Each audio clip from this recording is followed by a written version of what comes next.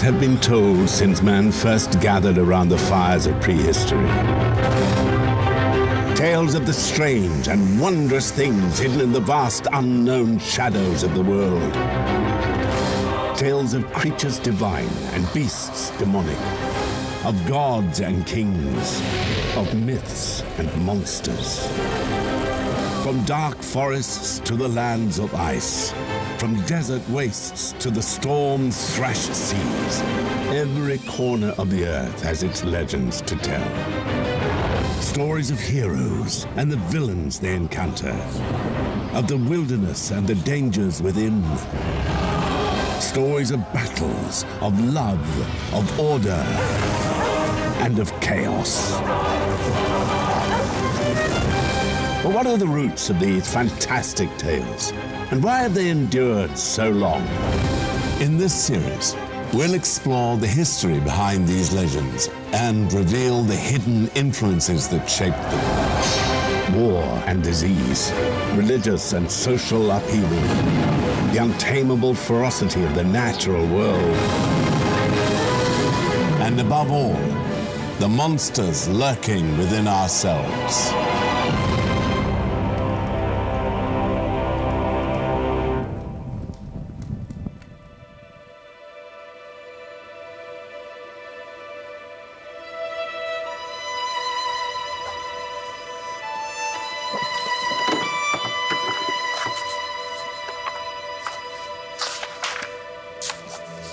Ivan was alone in the castle.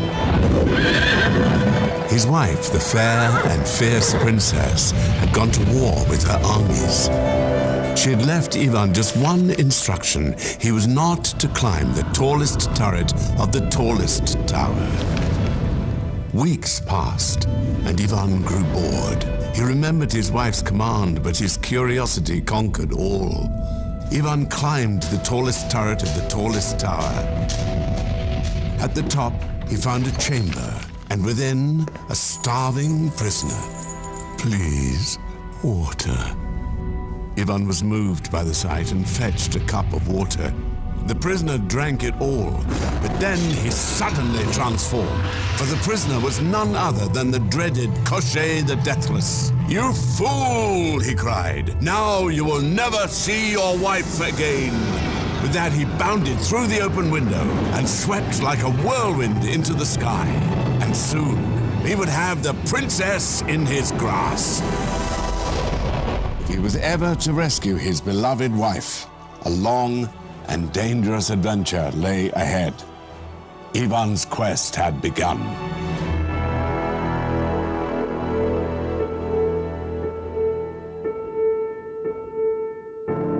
The story of Ivan and Koshchei the Deathless is an old Slavic tale. But all human beings are storytellers. Throughout history and across civilizations, humans have told one another stories. Stories of good and evil, of great deeds and lost causes. Stories of our past, our futures, and who we are now. Stories are a way we explore what it means to be human. We live today in a culture saturated with narrative and story. But in the days before mass media, the internet, film camera, even the printing press, the need for story was no less. When the ability to read and write was given to very few, tales were spread by word of mouth. With each telling, a detail here might change, or something there might be forgotten and replaced with something new. And in this process of mutation, these stories became something else. Something not stemming from one mind or one pen, but something instead that was the product of a collective, of a particular people at a particular place and time. They became myth.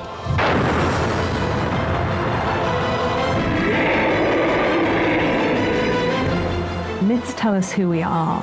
We use stories to explain to ourselves why we do things in certain ways. They tell us about the part of ourselves that's emotion, that's not entirely rational.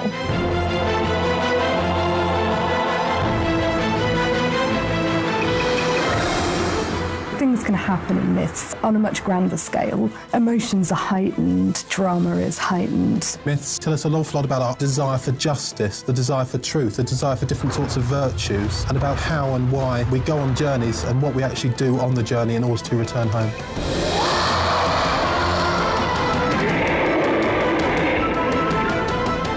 It tells us what our values are. It tells us how we treat strangers, how we treat our family, how we worship the gods, what happens if we don't. They are embedded in our cultural psyche, whether we realise it or not.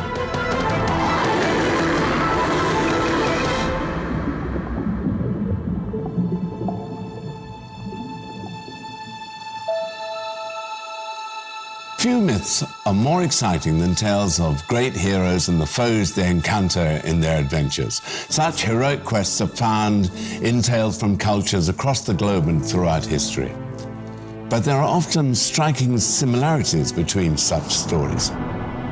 The mighty warrior who's all but invulnerable to harm, the witches and wizards who help or hinder, the menacing giants, the beguiling temptations, the journeys into dark caves or into the depths of the underworld, all are found in tales from different cultures and different times.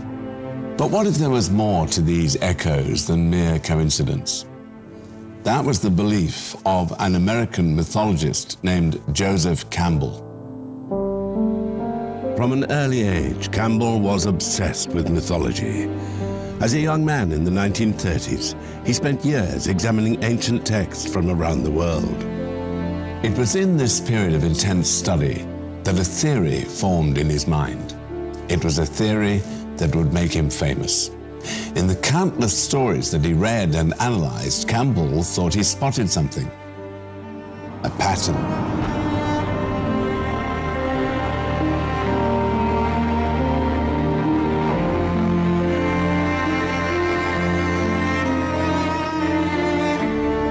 Campbell was trying to make a claim for a sort of universal human nature that can be appealed to by a certain kind of story. He laid out what he thought was the story that's common to all hero myths everywhere in the world. Campbell believed that you could read this kind of mythological quest or the hero's journey throughout all of Western mythology. As he engages with non-Western cultures, he develops this idea further until we get the book, The Hero with a Thousand Faces. The Hero with a Thousand Faces was published in 1949, drawing on the pioneering works of Sigmund Freud, Carl Jung, and others. Campbell outlined the recurring stages he had identified in story after story, from culture after culture. He dubbed it the hero's journey. The Hero with a Thousand Faces became an unlikely bestseller, with a particular impact on the big screen. George Lucas, the creator of Star Wars, has credited the book with shaping his thoughts about the saga.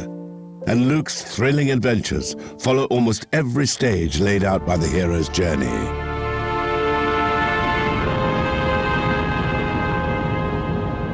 All heroes' journeys begin with the hero at rest in their home culture. So one particular stage is the call to adventure. An outsider figure comes and calls them to adventure, says, "Come on, Luke, you've got to go do something now and help this girl." He embarks on a journey into the unknown, a realm that's usually much more crowded with the supernatural. The hero is tested in these strange surroundings and has to pass various trials in order to continue.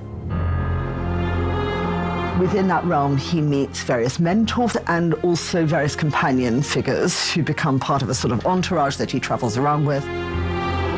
Typically, he then has a near-death experience type adventure where he plunges down into some kind of abyss. But the hero survives this darkest moment and then achieves perhaps new knowledge or a treasure as a reward. And then he flees, pursued by the enemy. From which he arises transformed, capable of fulfilling the quest on which he started out. There's one final test, and that is often a moment of life or death. The hero has to use all the knowledge that he's gained up until this far to come through that and succeed. The end result is a new world, a new status quo that comes into being.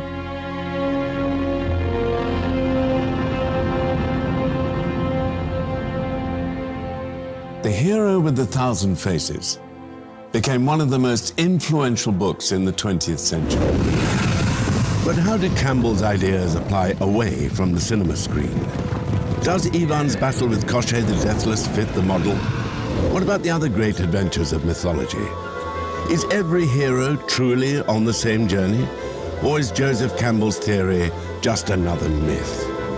We begin with Arthur, legendary king of the Britons, and the tale of the greatest quest his knights embarked upon, the quest for the Holy Grail.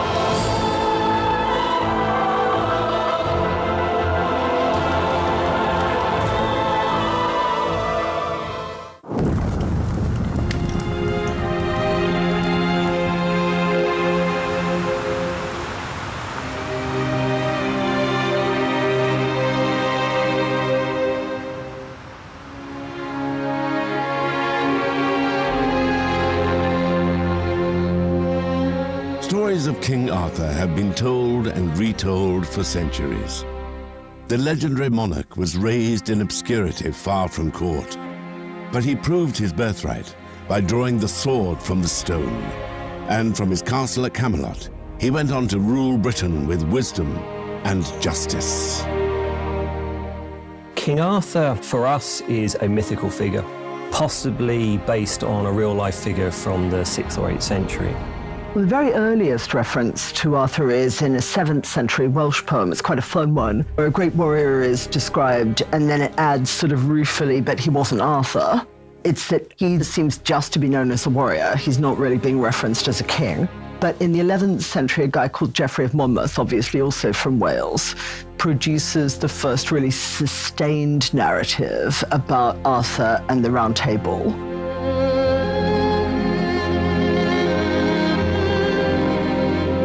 The history of the kings of Britain is a pseudo-historical account of British history, chronicling the lives of its kings over the course of 2,000 years, until the Anglo-Saxons assumed control of much of the island around the 7th century. The problem with the history of Britain is that it's not completely factual. It's a real patchwork of various historical facts, certainly some fiction mixed in. So it's a real melting pot of influences that Geoffrey Monmouth puts into the history of Britain. The Arthur of mythology and the wonderful Towers of Camelot stand very much, I think, for a vision of Britain that never existed, but perhaps one that a lot of people wish did exist. It has all the hallmarks of the great epic, boy born in obscurity, magical figures, battles, it has knights, it has romance, it has tragedy as well, of course, and then it has this notion at the end that the king will return. That, I think, is comforting on some level, that in England's greatest need, this epic warrior will return. So whatever you think a perfect king is, that's Arthur. What he's become is a British personification of the ideal king. And therefore that varies across different periods because people's idea of what they want from a king and what they want from a leader is historically quite variable. Arthur was a great king, but even great kings sometimes need help. So too would Ivan in his quest to defeat Koshchei the Deathless. Ivan journeyed on through forests and valleys until one day he came upon a wondrous palace hidden among the trees. As he neared its gates, he was watched from the branch of a lofty oak tree. For this was the home of the Falcon Wizard. Ivan explained his quest to him. The wizard knew of Koshchei and the danger Ivan faced. He promised help if ever it was needed. Ivan continued on his quest. In the days that followed, he met an eagle wizard, then a raven wizard too. Both made the same promise to Ivan. He would need all their help to succeed in his quest and rescue the lost princess. Heroes cannot do it all alone. Sometimes they will have to rely on the wisdom and aid of others to triumph. And sometimes these helpers are in disguise, sometimes they possess magical powers, and sometimes they go on to become as famous as the heroes themselves.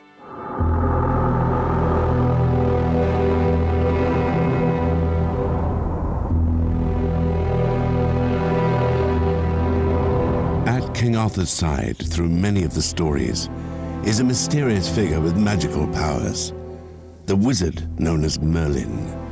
He was the one who planted the sword in the stone, and it was he who brought Arthur from obscurity to claim the British crown. In popular culture today, Merlin is as renowned as Arthur himself. He is the archetypal wizard, the ancestor and inspiration for Gandalf in Tolkien's Lord of the Rings and Obi-Wan Kenobi in the Star Wars films. But magical helpers such as Merlin are found throughout myth and legend. Joseph Campbell recognized this. The supernatural aid is usually an older character.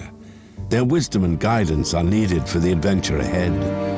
Often, too, they must give the hero the final push necessary to leave the ordinary behind and enter the special world. King Arthur and the wizard Merlin were once thought real historical figures. Over time, such beliefs faded. However, the stories themselves never went away. The development of the legend in the medieval era culminated in 1485. That year saw the publication of Le Morte d'Arthur, The Death of Arthur. 8 stories of the king and his knights, compiled from sources in France and in England. Here was the Arthurian legend complete. The author of the book was a man named Sir Thomas Malory. Historical documentation tells us Thomas Malory was a thief, a brigand, perhaps even a sexual predator and a rapist, and ultimately he was incarcerated in Newgate Prison in London. We tend to associate the Morte d'Arthur with chivalry and with a particular interest in the Knights of the Round Table as defenders of women. So at first we might go, well, wait, why would a rapist write that? It's this criminal aspect which has made critics wary of suggesting that this is the Malory who writes Morte d'Arthur, because they see a clear disconnection between his criminal behaviour and a text that seems to be about chivalry. The Arthurian legends may have roots in more ancient folklore, but Malory's work is distinctly Christian. Religious symbolism saturates the text, and supernatural elements common in earlier versions are all but eliminated. In Malory's Christian Camelot, there is little room for the wizard Merlin and the pagan magic he represents. Even Arthur himself seems tainted by the association. For the holiest and most famous adventure of Le Morte d'Arthur centers neither on Merlin nor on the king he mentored. Instead, it is the Knights of Camelot who embark on this great adventure, the quest for the Holy Grail. The Holy Grail in most mythologies is the cup Jesus Christ used at the Last Supper, in which he consecrated the wine and turned it into his blood. Later in legend, Joseph of Arimathea is supposed to have come along with this same cup and caught the blood from the wound in Christ's side. That cup then will give immortality to those who then drink from it. Of course, immortality not just in the physical sense, but much more in the spiritual sense. It becomes this holy relic with this really heightened significance, where it becomes something to be possessed at all costs, but something which only a few people can actually approach. The knights were called to adventure in the most direct way. During a dinner at Camelot, the castle shook and a holy light filled the chamber. Then, the Grail itself appeared before Arthur and his knights. After the miraculous appearance of the Grail at Camelot, the knights Lancelot, Galahad, Percival, and Bors set out to retrieve it.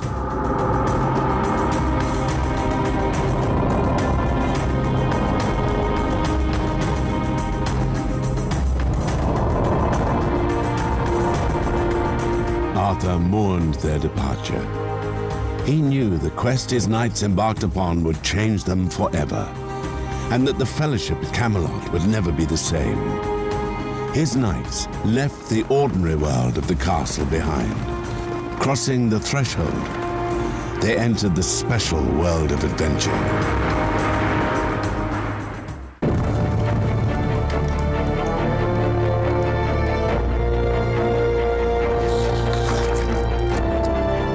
Ivan had found his captive wife at last. But the demon holding her was too fast. Try as he might, Ivan could never catch them. Koshchei the Deathless had a magical steed whose legs outpaced the wind. The exhausted Ivan finally gave up the chase. It was then that Koshchei attacked. Ivan was no match for the strength of the giant. Koshchei chopped him into pieces, bound him in a barrel, and pitched him into the sea. Far away, Ivan's wizard friends sensed his plight. They rescued the barrel and put Ivan back together again. He could never outpace Koshchei, they said, not without a magical horse, and those could only be found beyond thrice 9 lands and a river of fire, at the home of the Baba Yaga. His quest was far from over, but at last he knew how he could save his beloved wife and defeat the demonic giant. For a hero like Ivan to succeed, he must overcome a series of often dangerous tests. Joseph Campbell called this stage the Road of Trials. Here, these perilous, for an audience, exciting encounters challenge the hero, who is often aided by magical helpers or thwarted by new enemies. But with every victory and setback, our hero is learning and preparing for greater tests to come.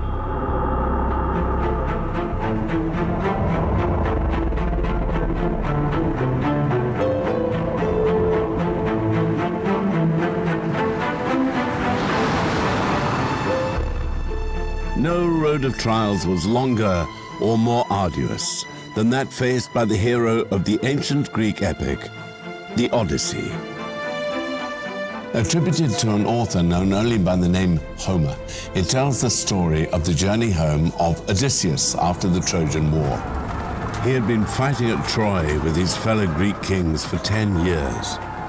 Meanwhile, on his home island of Ithaca, the son he had left behind was growing up without him. Other men were eyeing his empty throne and Penelope, his unaccompanied wife.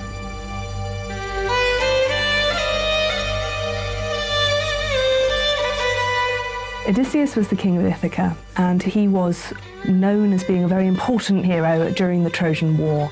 He was the person who came up with the plot to get inside the walls of Troy with the Trojan horse, and was mainly known for his intellectual skill.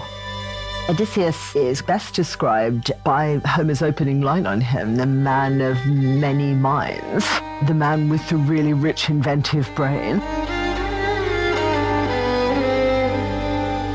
Odysseus was at war for a decade. Getting home, however, would take just as long.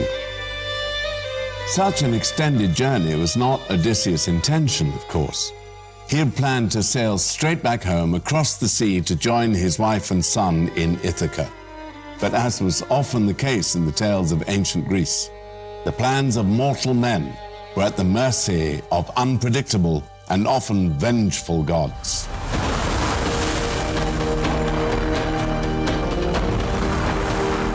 The Greeks have managed to alienate some very powerful deities by their incessant pursuit of Troy. And as a result of that, they've particularly angered the god Poseidon. And the god Poseidon pretty much ensures that Odysseus and his men aren't going to have a straightforward journey back to Ithaca. One of the people he met on his journey was the Cyclops Polyphemus. And this is where the trouble starts. He and his men are captured by the Cyclops, who's a big scary giant with one eye in the middle of his forehead. He starts eating Odysseus's men one by one, and eventually lets them go by mistake because Odysseus tricks him. But then it turns out that the Cyclops is the son of Poseidon. Poseidon essentially is very offended at the outrage that's been done to his son and dogs Odysseus' steps all the way home. Odysseus' journey became a lot more difficult. On his road of trials, he encountered hideous monsters, ravenous cannibals, a deceitful witch, together with all the wild and strange furies of the sea.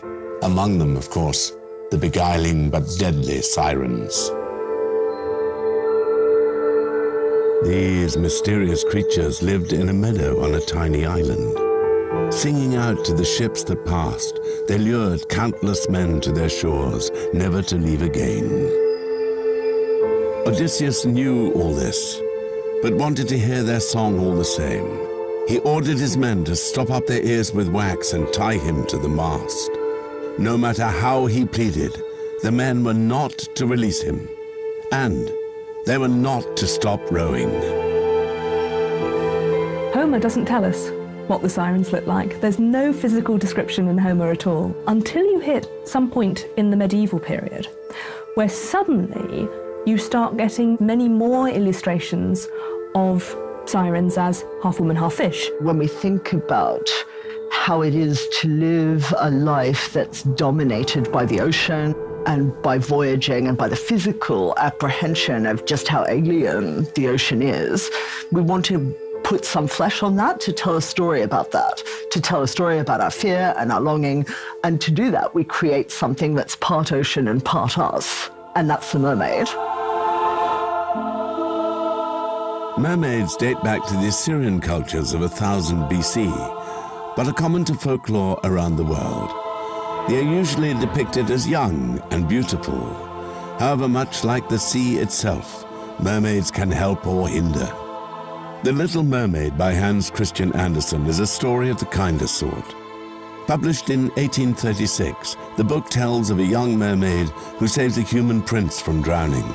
Falling in love, she trades her beautiful voice to a sea witch for a potion which transforms her into a human. But winning the prince's heart proves far from easy. Andersen's kind heroine is unlike many other mermaids, however. In British folklore, the creatures brought bad luck and were said to taunt sailors in doomed ships. Slavic mermaids were also dangerous. They were called Rusalkas and were the spirits of the unhappy dead. Beautiful and damned, they lured young men into the waters to drown beside them. Worth remembering at this point that hardly anyone could swim in the pre-industrial world. Therefore, all cultures produce this phenomenon of terrifying emanations that represent death at sea. People tend to imagine sailors loving the sea. Actually, they don't, and all the folklore shows they don't. They distrust it, and they find it terrifying and unpredictable and scary. This is way before we've got electronic navigation. This is in the early days of shipfaring, where you have to stay close to the shore because if you get too far out, you're in trouble. It's well worth remembering how horribly physically impossible long voyages were in the past. So if you were at sea for more than 3 or 4 weeks, scurvy would have started to set in. And scurvy affects your mental processes. It makes you hallucinate, makes you see things that aren't there, makes you interpret what you see in frightening hallucinogenic type terms.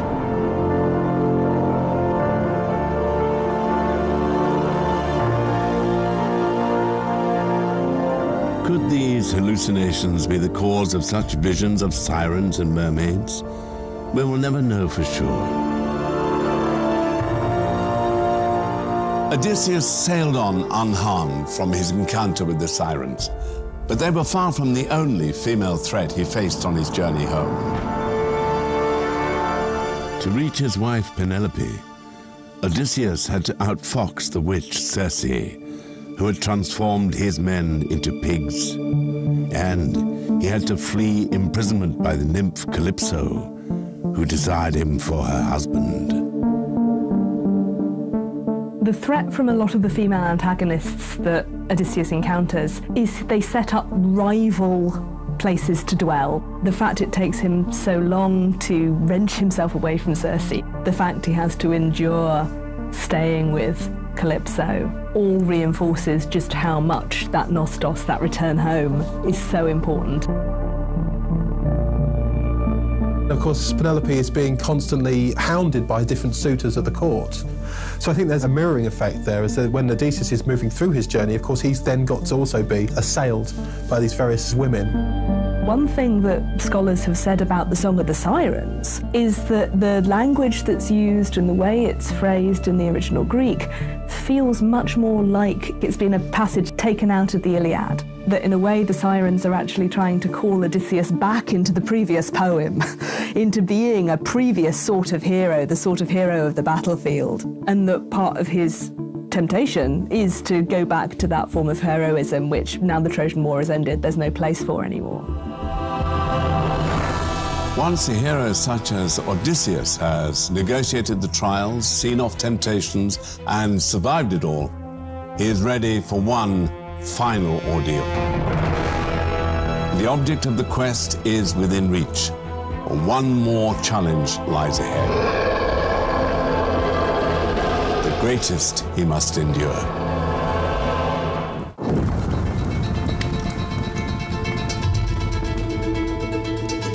Hungry and faint, he walked on and on.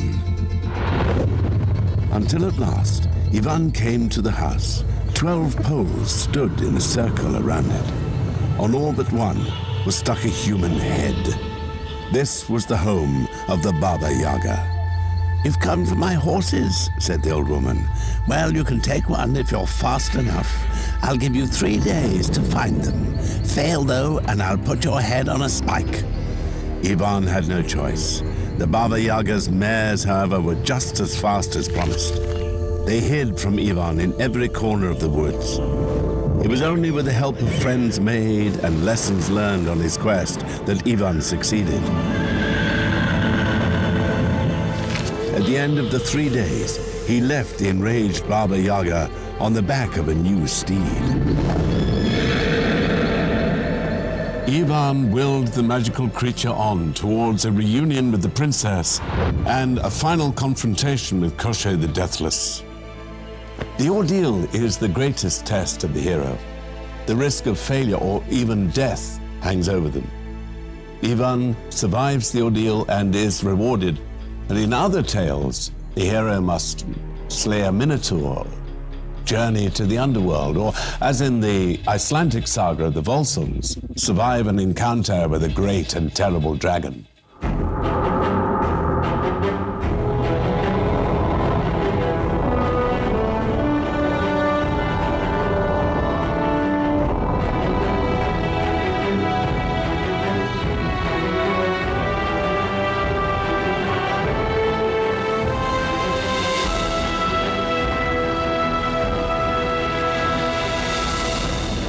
The Volsunga saga dates back over 1,000 years.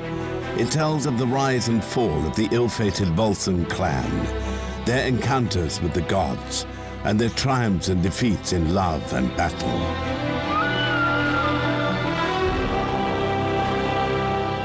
Volsung Saga began as a series of separate tales that told individual high-born families of their associations with the heroic past. The earliest evidence for the saga are from the 7th and 8th century. We know these stories are being told even around the year 1000 because there are runestones in Sweden. The culture of the states that produced Volsung Saga, it's a culture of warriors, it's a culture of voyagers, it's a culture that hugely privileges male adventurousness and male willingness to take enormous risks, and therefore it produces a hero that's also very extreme. This hero was Sigurd. His father had been killed in a battle with the god Odin, so the young Sigurd was raised by a dwarf master blacksmith named Regin. Sigurd is someone that a medieval audience could aspire to be like in terms of his humility and his wisdom. He is one of those figures that, like many heroes, connects the gods with the human. But he comes also to represent, very importantly, not only the interface between humans and the gods, but also the interface between human beings and wild nature. As he evolves, he becomes more and more about being a kind of wild man. What would a man be like if he wasn't ever civilized, if he wasn't ever subject to being taught and brought up and taught codes of manners.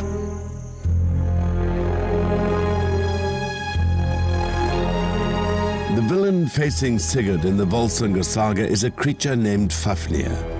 Fafnir was the brother of the dwarf Regin, but his lust for gold corrupted him. He murdered his father and stole the family treasure. Obsessively guarding this vast trove deep in the mountains, over time he transformed into a dragon.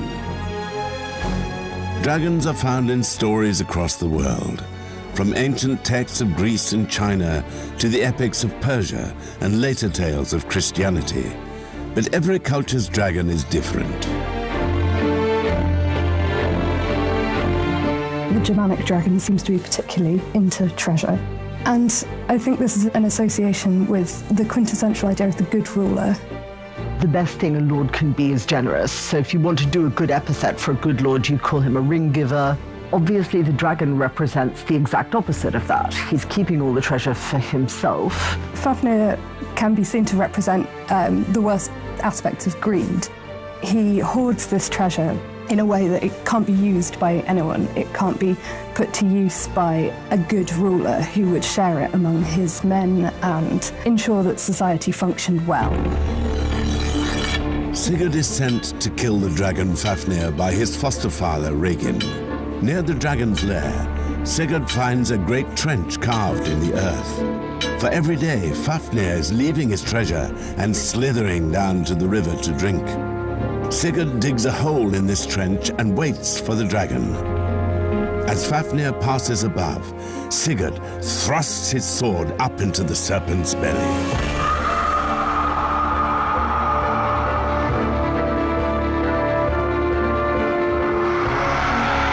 Fafnir is defeated, but it is not the treasure alone that Sigurd wins.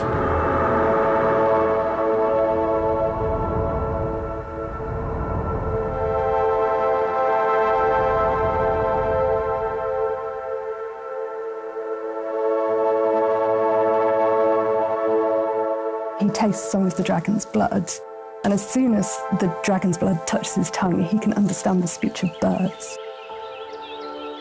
That really just brings to the fore the way that Sigurd is destined to be a part of the wild. It enables him to live in the wild as if it were his society. The reward quickly proves useful. Birds are chattering in the trees above.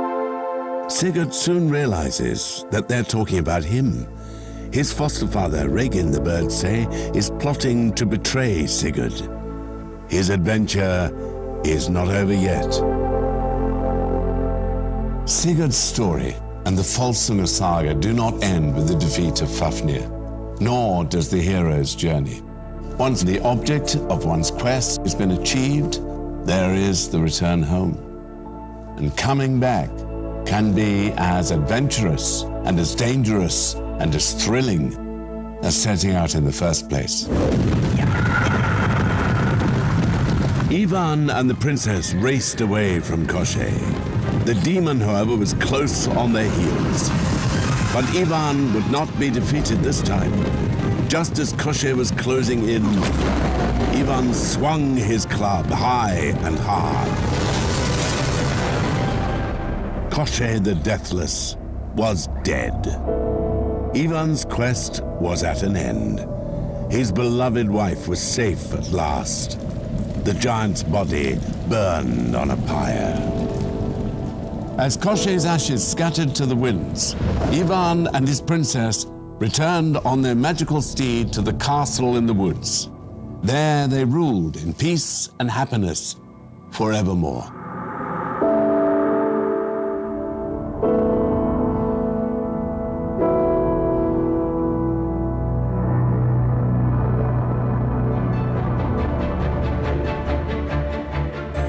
Successful in returning from the special world, our hero returns not only with the object of his quest, but with the newfound wisdom and self-knowledge required to build a better life. A new status quo is born in the ordinary world. And so the hero's journey comes to an end.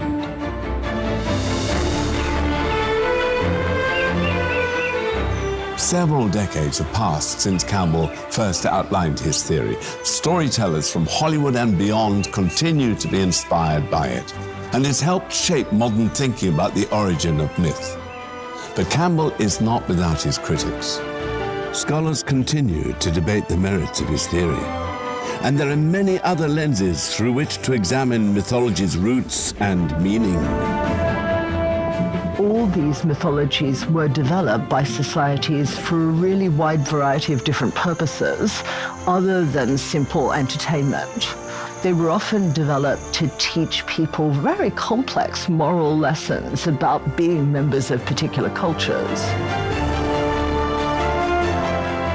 When we're thinking about myths, we do have to look at the particular culture they've grown out of, because they do tell us something about the nationalistic background or the cultural background of these particular indigenous peoples. If you look underneath and pay attention to the cultures themselves and start looking at the context and the broader world they live in, they're just far more interesting.